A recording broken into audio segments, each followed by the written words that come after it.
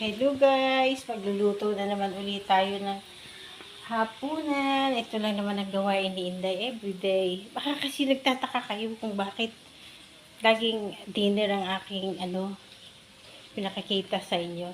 Dahil pagka sa umaga, pagka nagluto ako ng agahan, baon ng asawa ko papunta sa bundok, isinasama ko na yung tanghalian dahil sa pag-alis ng asawa ko, busy rin ako.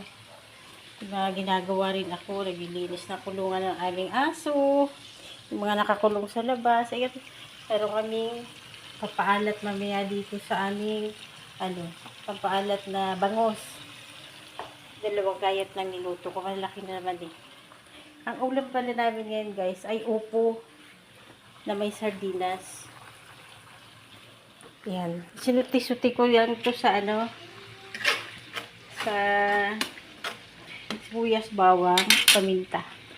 Tapos ngayon, ihuhulog na natin itong upo.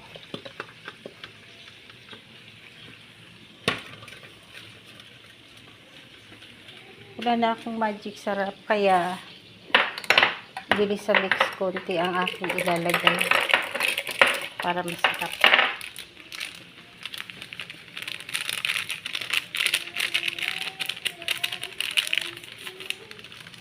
Konti lang para lang may lasa. May lasa naman yung sardinas. Ito ang aking ginamit, Master Sardines. Masarap to kasi maanghang. Kasi pagka sa umaga hanggang tanghalian na yun, dahil ako lang naman dito, kaya hindi na ako nagluluto ng para sa tanghalian ko, nagsasama na ako ng para sa akin. Pagkahapon kaya ako nagluluto ng hapunan. Kasi, para mainit naman yung kakainin ng aking brother, husband, at ang aking anak na galing sa school. Yan. Tapos, tignan natin yung ating bangus.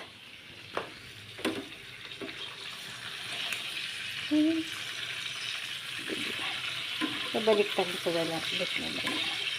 Hiningaan ko lang kasi na napisik ang bakit kaya ang bangus na? Pumipisik. Pagka nagpiprito ako, talagang tinatakpan ko kasi pahirap na.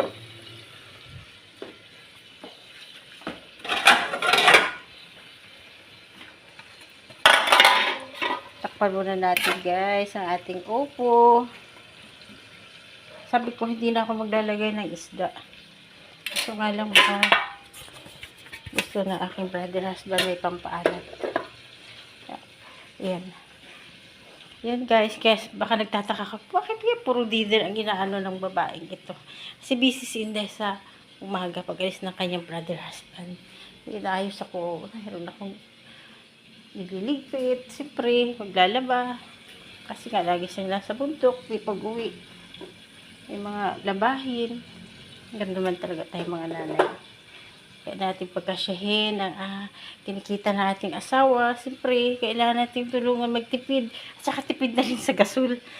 Kasi wala tayong trabaho ngayon. Kailangan din natin, ang tulong natin ay makatipid. Yun na lang ang ating ambag sa ating brother, husband na nagtatrabaho. Mahirap din kaya magtrabaho sa bundok.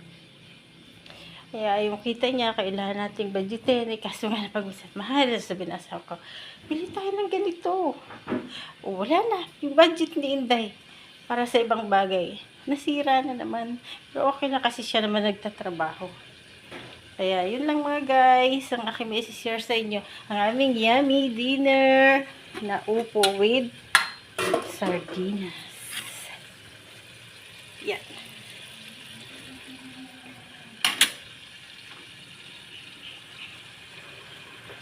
At ang aming pampaalat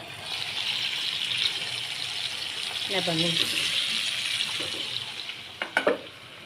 Yan lang po muna mga guys. And stay safe and God bless everyone. Happy cooking and happy eating ang pamilya.